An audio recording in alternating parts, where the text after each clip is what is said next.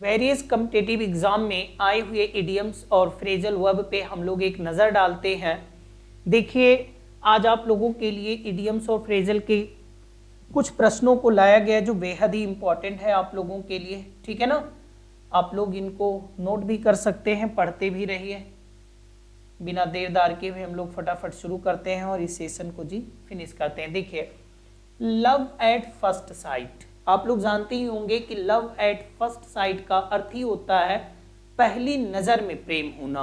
अब ये पहली नजर में प्रेम होने का मतलब क्या होता है जी? To fall in love with someone instantly upon meeting them, किसी से मिलते ही बहुत समय ना लेना, मिलने के तुरंत बाद यानी कि तुरंत ही तत्कालिक रूप से किसी से प्रेम हो जाना। ठीक है ना, तो उसको हम लोग जी कहते हैं love at first sight. It was love at first sight when they met at the cafe, जब वे लोग कैफे में मिले तो उनको कैफे में मिलते ही एक दूसरे से प्रेम हो गया। ठीक है ना जी, ओके, जो बहुत लंबा समय नहीं लेता है। अब आगे देखते हैं दूसरा, कहते हैं पपी लव। अब ये पपी लव का अर्थ क्या होता है? अब पपी आप जानते ही होंगे ना, ओके। तो पपी लव का अर्थ जो होता है ये नहीं होता है कि पिल्ले का प्रेम, कुत्ते के बच्चे का प्रेम, ऐसा नहीं होता है ना, इसको समझने की जरूरत है। अ यंग और innocent love often at first crush, okay. आप पपी लव को कह सकते हो जी इमैच्योर लव, इमैच्योर लव, अपरिपक्व प्रेम, है ना, कि जब कोई किसी से प्रेम करता है तो अपनी नीड के लिए प्रेम करता है, उसमें उसके इमोशनल अटैचमेंट नहीं होता है जी, है ना, इमोशन नहीं होता है, केवल अपनी नीड के लिए, अपनी सुविधा के लिए, अपनी जरूरत के लिए किसी से प्रेम संबंधों में वो बंधा होता है। एक्चुअली उसमें इमोशन और सेंटीमेंट्स नहीं होती है। ठीक है ना, तो ऐसे लव को हम जी इमैच्योर लव कहते हैं। हिंदी में हम लोग इसी को कह सकते हैं जी अपरिपक्व लव, है ना, अपरिपक्व प्रेम, कि उनका प्रेम और खासकर जी ये एडोलसेंट के लिए होता है। एक मिनट, एडोलसेंट जो किशोर लोगों का प्रेम होता है ना, वो इस सेंस में यूज किया जाता है। देखो, their relationship is just puppy love, उनका जो रिश्ता है वो एक पपी लव है, मतलब कि उनके प्रेम में सच्चाई, वफादारी, निष्ठाई नहीं है, वो केवल एक दूसरे के नीड के लिए वो एक दूसरे से प्रेम करते हैं, तो उनका प्रेम केवल पपी लव है। ठीक है ना जी, ओके। चलो आगे देखते हैं हम लोग, in the mood for love. In the mood for love का मतलब होता है टू फील रोमांटिक और डिजायर लव, ओके, मतलब प्रेम करने की इच्छा या प्रेम किए जाने की जो इच्छा है उसको कहा जाता है in the mood for love, okay. She is definitely in the mood for love tonight, आज की रात वो प्रेम किए जाने की इच्छा में है, मतलब जिसको हम लोग कहते हैं प्रेम पिंपांसु। ठीक है ना, कि वो प्रेम किए जाने की इच्छा में जब कोई होता है तो इसी को कहते हैं रोमांटिक होना। ठीक है, ओके, आगे बढ़ते हैं, फटाफट ये सब समझे रहिए जी, कई बार ये आपकी कॉम्पिटिटिव एग्जाम में आ चुके हैं। आगे बढ़ते हैं, नेक्स्ट वन देखते हैं कौन सा है, ध्यान दीजिएगा। देखिए, लव इज ब्लाइंड। अब लव इज ब्लाइंड का मतलब प्रेम अंधा है। प्रेम अंधा है या प्रेम अंधा होता है, इसका क्या मतलब हुआ जी? प्रेम अंधा होता है मतलब जिसको आप प्रेम करते हो उसका दोष, उसकी डिमेरिट, उसके फ्लॉ आपको नहीं दिखाई देते हैं। ठीक है ना, ओके। जैसे किसी के पिताजी को अपने पुत्र का कोई दुर्गुण, कोई फ्लॉ, कोई फॉल्ट नहीं दिखेगा, लेकिन जब पड़ोसी का, दूसरे का देखना होगा तो उसकी आंख सैटेलाइट की तरह जी काम करेगी। ठीक है ना, सबको देख लेगा सोसाइटी में किसके बच्चे क्या हैं, लेकिन अपने बच्चों का दोष इसलिए नहीं देखता क्योंकि father is in love with his child, क्योंकि बच्चा अपने पिता से जो होता है या पिता अपने बच्चे से प्रेम करता है, उससे प्रेम में होता है।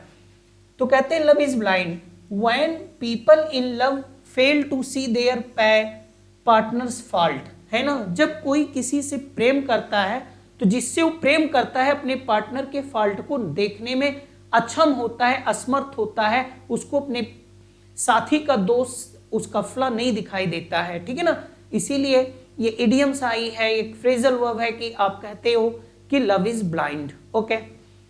तो love is blind, burning love का क्या मतलब होता है? बर्निंग लव का मतलब होता है ज्वलंत प्रेम। अब इसका ये मतलब नहीं होगा जलता हुआ प्रेम ना, आप लोग इसके वर्बल मीनिंग पे मत जाइएगा जी। बर्निंग लव इसी को समझना है और आप समझे रहिए। ये सब कई बार जी आपकी प्रतियोगी परीक्षाओं में, वेरियस कॉम्पिटिटिव एग्जाम में ये बन चुके हैं सवाल। कहते हैं very passionate and intense love, मतलब एक तीव्र जो प्रेम होता है, बर्निंग लव होता है या बर्निंग क्वेश्चन होते हैं ना, पढ़े होंगे आप लोग। तो कहते हैं बर्निंग लव का मतलब होता है तीव्र प्रेम, an intense feeling of love. Okay, इसी को आप ऐसे भी कह सकते हो, an intense feeling of love, प्रेम की जो तीव्र भावना होती है। ओके, कहते हैं they share a burning love that everyone notices. Okay, आगे ध्यान देते हैं जी। A love affair, a love affair क्या है जी? देखिए, लव अफेयर का मतलब ही होता है, हिंदी में भी समझ लो जी, प्रेम प्रसंग। जब कोई प्रेम प्रसंग होता है किसी के बीच में, a romantic relationship often a passionate और सीक्रेट वन ना, जब किसी स्त्री और पुरुष या लड़का या लड़की के बीच में जी उनमें रोमांटिक रिलेशन होता है ना, तो उसको हम लोग जी कहते हैं अ love affair. Okay, a romantic relationship often a passionate and secret, और खास तौर से वो गुप्त होता है, वो हिडन होता है ना, उसको पब्लिक नहीं किया जाता, तब हम लोग उसको कहते हैं अ love affair. Okay, they had a brief love affair while travelling abroad. Abroad का अर्थ ही होता है जी विदेश, ठीक है ना। Okay, they had a brief love affair, उनके बीच में एक कम समय के लिए छोटा जो है प्रेम प्रसंग था, यानी प्रेम का पीरियड उनका था। वाइल ट्रैवलिंग अब्रॉड, यानी कि विदेश की यात्रा करते समय उनके बीच में, यानी किन्हीं की बात हो रही है कि उनके बीच में कम समय के लिए एक लव अफेयर था, मतलब एक दूसरे से वो प्रेम में थे, है ना। Okay, they were in love with each other for short time, बहुत कम समय के लिए एक दूसरे से वो प्रेम में थे। कहते हैं madly in love. Madly in love का क्या मतलब होता है? To be deeply and passionately in love with someone, यानी प्रेम में पागल होना, यानी प्रेम में पागल होना, प्रेम में उनकी बुद्धि का जब काम नहीं काम करती है, इसको आप जो कह सकते हो जी इनफैचुएशन। इनफैचुएशन, इनफैचुएशन आप जानते हैं, इनफैचुएट हो जाता है, इनफैचुएटेड होता है। इनफैचुएशन का मतलब होता है प्रेम में बुद्धि का नाश। ओके, सब समझे रहो जी, क्योंकि ये सब बनते हैं सवाल, प्रेम में बुद्धि का नाश, ठीक है ना। ओके, इनफैचुएशन होता है। They are madly in love with each other, वे लोग एक दूसरे के प्रेम में पागल हैं, मतलब प्रेम होने के बाद फिर उनकी बुद्धि काम नहीं करता, मतलब दे आर इनफैचुएटेड, वे लोग इनफैचुएटेड हैं, ठीक है ना। ओके, आगे देखते हैं जी। लवी डॉवी, बेहद ही इंपॉर्टेंट आप इसे कह सकते हैं, कई बार ये बन चुका है जी, कई कॉम्पिटिटिव एग्जाम में इसे देखा गया है। लवी डॉवी क्या होता है? लवी डॉवी का अर्थ होता है वेरी अफेक्शनेट कपल, है ना।